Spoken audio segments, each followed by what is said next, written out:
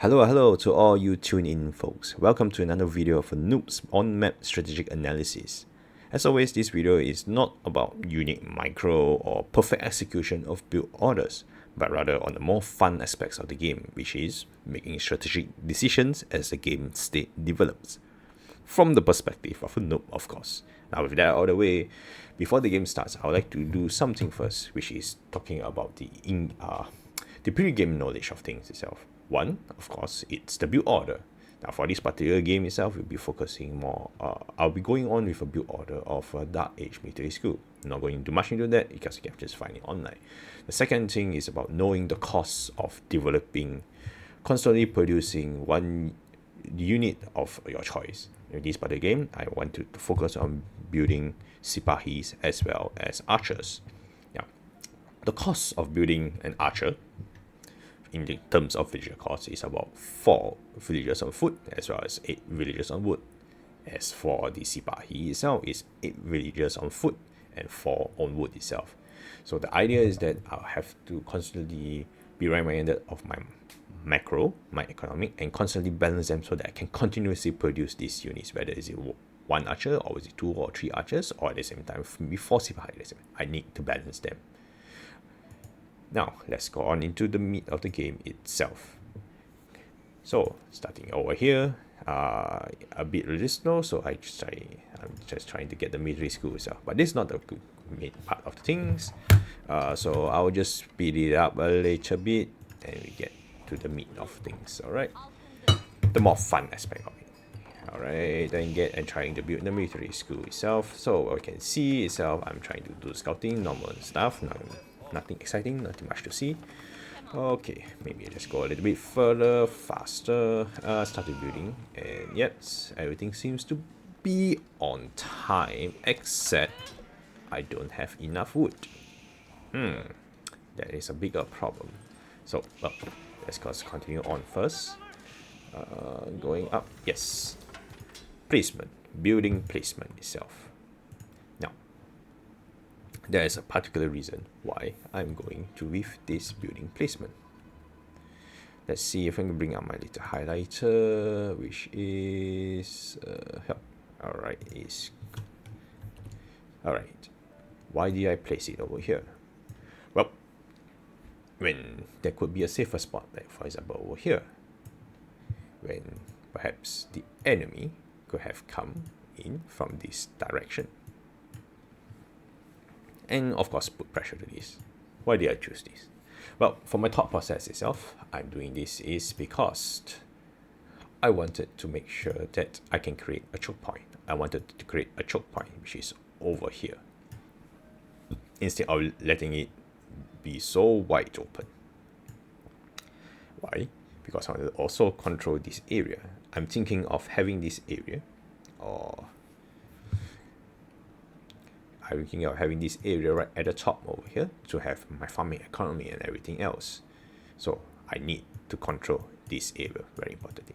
And by placing this huge landmark structure over here, I create an even smaller choke point so that if an opponent wants to squeeze in through, they can only squeeze in through here itself. And only a small amount of units can come through here. And this kind of creates a fear for them to actually push through in. And actually I have a thought process to, of course, place more buildings. Place more buildings over here, place more buildings to create an even tighter choke point. Now, of course, we can say that, but what if they attack here, put pressure on this? Well, I have a town center here to put pressure on here. I have this area to play. I have this so-called area to play over here, where I can put pressure on this area should they try to push in over here. Now that is the thought process of why I've chosen this particular spot. Okay, let's get rid of everything and continue on with the game. So as I oversee the construction of this building, yes, continue on. And I realized one thing. Another one again. I did not take a look at my wood situation. Constantly balance them, and I take too many units, too many villagers on building this building, because I realize I am very far behind. So I'm trying to speed it up. But if I control my build order correctly, I wouldn't need so many, and I will have get more wood and wouldn't have to snowball from then on. Going on. Itself, alright. This thing is up, and I'm desperately in need of wood. And I went to the wrong place when I should have just gone to a striker trees. But of course, these are need to rebuild everything else. Now, the question is, have I learned from my previous game itself, which is not to build a lumber camp in this particular position? To recap, this is a bad spot for a lumber camp. Why? Because a direct route, and enemy will come here, they can just park a unit, deny. They can park a unit over here, deny.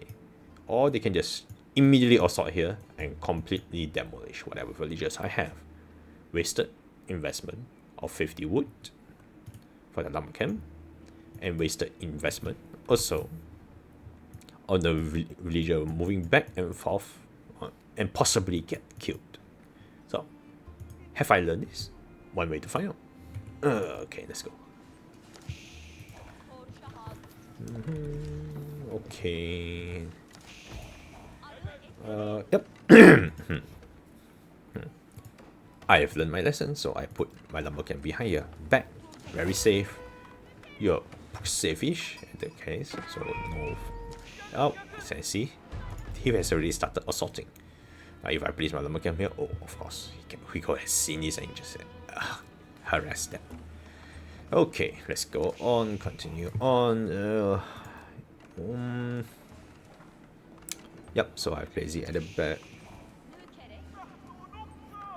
So, at this point, since I am already in the feudal age, something I need to do is I need to be more active in my scouting, not just placing over here. Why am I so afraid? No point, it is pointless. Yes, explore, look what is going on. And of course, what is going on is he has built a wall for Sipahi raids. He is, of course, preparing to raid for this, but I do not know. I do not know, have no knowledge. I do not have enough scouts. Look at my economy. Oh, I can pump out our scouts, but I'm not doing anything with this. Am I trying to go Castle Edge with so good? And look at this. Look at this. What did I do again? I built a lumber camp over here. Wasted another 50 resource. I built a house. Actually, yeah, the house is quite alright because it helps to control the point. But why is this lumber camp moving here? And the other thing is, as I mentioned, why I wouldn't want to have a lumber camp here to harvest resources. It's not only about units, an opponent coming to harass my unit and stop all lumbering operations, but the more important thing is, the thought process was supposed to create a choke point and a choke point and a choke point so that there's a very minimal area. But if I keep on harvesting this area, where is the wall now? I just self-sabotage myself over here, which I can say comes and bite me in the ass later on in the game. So continue on. Continue on. Yes, alright. So he's come to assault me. Yeah. Oh, at least I'm a little bit more prepared now to have more Sipahis. But I desperately need more of these archers. So, alright. Yeah, just cleaning up. Just cleaning up everything else. A little bit micro unit. Yeah, I just get this section. This construction of this tower itself. I would say this is quite a good construction of a tower. From a strategic point of view, one thing is, I noticed that they have more units than I do during that time. I need to defend very quickly. I'm not pumping out enough units. So what other units I can do to pump out more production? My villagers, they can pump out a tower over here. And this tower is, I would say, quite a good placement. Well, we can say, why don't I place it over here? No, very exposed. They can just swoop in and take it out, which we saw, which they have taken out my house over here. Have this tower been over here? Well, its fate would have been this rubber override. And this tower was a very good position also. The other point is that, yes, it can give cover fire, cover fire, cover fire, cover fire, so that no units other than the ram can engage without taking too much damage. And the other point is that I had the house over here, so again it creates another layer of barrier that if they wish to engage this tower, they have to come through this choke. They have to come through or make a detour to come through this choke, which really saved this tower's ass right now, because they had now the ram, slow moving as they are, had to break down this unit first before they can take on the tower. And I'd rather lose a house than losing a tower in this case. So this tower is quite a good position, but of course I can have prevented the construction of this tower if I had just more units, a more proper comp. Going on with the game. Okay, trying to do this, chasing the wrong unit. Well, a scout is still a scout. And if I have a scout, I will see this. If I had a scout, scouting is very important. If I had a scout to keep track of the units itself over here, to just constantly keep track, just right at the edge there to keep track of where they are, I would have known that this is all completely exposed, right for the picking. And the thing about archer balls is that you need to keep them low. Range unit balls need to keep the amount of units low. If not, they snowball far faster than compounding interest. So I try to do a little bit raiding, and over here, yes. Well, I just realized that the Sipahi has a little range to them. They're not fully melee, but a little bit of range, of course. And yes, I have no idea why I just keep on coming back to this stupid location. Why? The top boxer was supposed to create a wall, the natural wall, but I just keep on sabotaging myself, removing the wall, the natural wall itself. Alright, let's go on. Now, I do not think there's much happening, so I'm just seeing what it can do. Oh yes, I need more food, so I'm trying to transition to a farm build, which of course ate up all of my wood just when there's a huge attack coming in. Of course, I wouldn't know because my scout is not being active over here. And yes, I tried to break through over here a little bit of raid, so it's good. Yeah, yes, I've learned another thing is that raiding party, you do not need to have sent all of your horsemen out. There's a small unit, just a small amount of unit. They are after all a raiding party and not a civilization ending civilization ending army. But just to raid, pick here, pick there, slowly snowball. You don't have to send all your units out. Now let's be prepared. This is very painful. Well, and yes, but this is just a unit micro itself. Now, I chose Imam because I was thinking, now with the decision that I made is I chose Imam not because I wanted to go to the Castle Age, no, but rather I was thinking that I'm very likely going to stay in the Feudal Age for quite a while itself, and Imam gives you a little bit bang of the buck because all those units are very low HP units. I can get them back to full. In a way, I'm viewing the Imams as a resource generating tool, just by preserving the number of units itself. Now, the other part, and I really need to take note into, is that remember when I was talking about the economic cost of producing units, I do not think I have the resource to keep on producing Sipahi and archers, 22 and 14 foot. I have 2 stables, which would require me to have 16 villagers, and not to mention about the 4 or was it 5 villagers to continuously produce from the town center. I'm not equipped at all. 8 for 8, 16. I have just a little bit enough for wood, but I guess I need more wood because I want to do transition to a farm economy. Now the other part is I have so much stone, I don't even know what I'm doing with this. Perhaps I'm trying to have more towers. I could have this transferred to food. And what am I doing with things with so much gold? Again, control, macro, rebalance your economy. This could have maybe gone to a little bit to here, so I could have a better economy. But no, now I'm constantly stuck, and I don't think I can even go to the castle edge at all with all this gold here. It's pointless.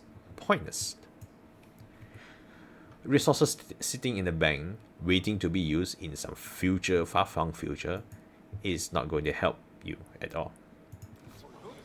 Now, let's go on. As I watch. Now, let's see. Now, here has come to the point that I really need to do. The other part of the strategy. This is a King of the Hill map, and it's actually a very good map for walling.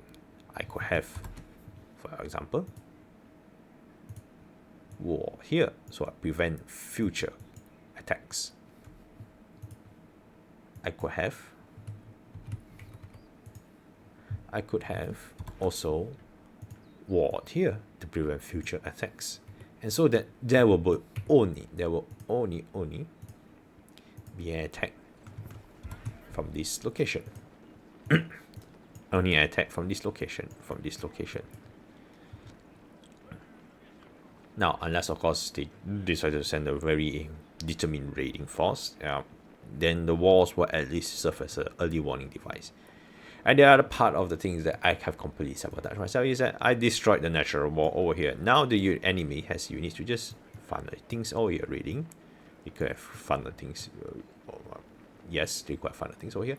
And got to my exposed economy over here. This is my farm economy. I spend so much resources in it, and I'm not taking care of them properly. Now the other aspect itself, as you can watch, is later on is I was actually toying with the idea of walling up the farms. Yes, you heard me right. Walling up the farms, just palisade. So that you. As you will later know, is that when the raiding party managed to get through here, they will actually encounter this little bit of wall. This little bit of wall that prevents them from actually killing the villagers over here, and enough response time for my defenses to come and respond and kick off all these bloody invaders. Now, because I did not do that, which also could be because I do not have enough wood right now, which I should already thought more of it. More wood. Ottomans are very hungry on wood. I should have placed more on the wood itself, but of course that's after I transition. Okay, let's go on. There's a little bit of fight going on. Maybe I just a bit slow down to see the huge fight that is going on. Do you see this? They have so much movement space right now instead of only focusing on this area. They can just swarm, or if they are a bit more focused, they could have just send. They're gonna send 3 spears up here and wreck my entire economy. Sometimes you do not need horsemen, you don't need cavalry to go raid. You can just also send spearmen into exposed location, but I guess because they did not scout this area, so they would not know what's going on over here. Which is why the other thing, scouting is very important. Speaking of scouting, I would mention I have not doing a good job myself. So yes, I scouted this area, but did I scout this area? Well, I did not scout this area, which you guys see later on is going to bite me in the ass. Alright, so just a bit of shadow throat. I do not know. Losing is losing considered a shadow throat. Alright, so let's go on. Yeah, the fight is not really going on right now, and I'm just trying to regenerating resource with my little imams. It's not bad actually. Okay, but of course they can be better by if I go to the castle age. Okay, not much going on.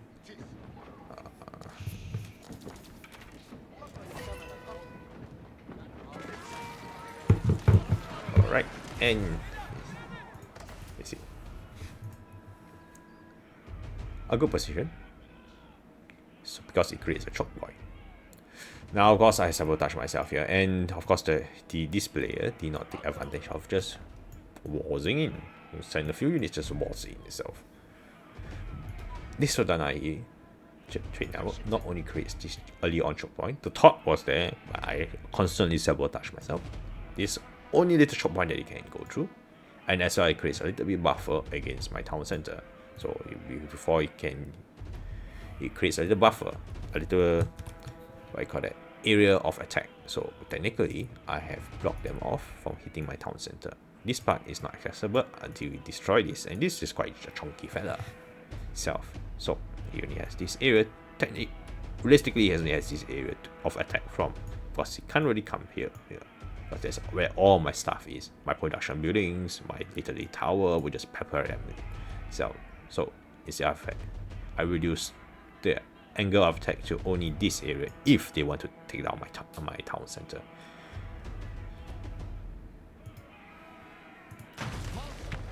Plus the fight goes on and generating resources with my little imams. Alright. Again, scout. I did not scout. I tried to scout with only one, but I need more. I need more units. If I had scout better, I could have cut off their reinforcement lines. And I tried to kill, right? Yes. And here I feel like a god, because I managed to go in, managed to get a lot of villager kills. And then of course, what's the response when this? Now, this is random mention about scouting. Not scouting has going to bite me in the ass, as you shall see. I tried to run away. Had I known that this are walled up, I wouldn't have run to this area. And as a result, I lost so many of my units. So many of it. I think I lost all of my leading party. A very big blow, and now the army balance is not good. Okay, so I'm going to Castle Edge. And here he comes with another army. Now again, I mentioned wars. This is a very good map to war, and I did not war. And as a matter of fact, I don't actually have to know whether a map is good to war or not. The decision to make walling on the map itself should be based upon the game state. Maps are generally randomly created. So even in open maps itself, there are pockets where you can just look and see that is a very good place to war. And in this particular case, a great place to war is actually here. Now you might say, why don't I war here?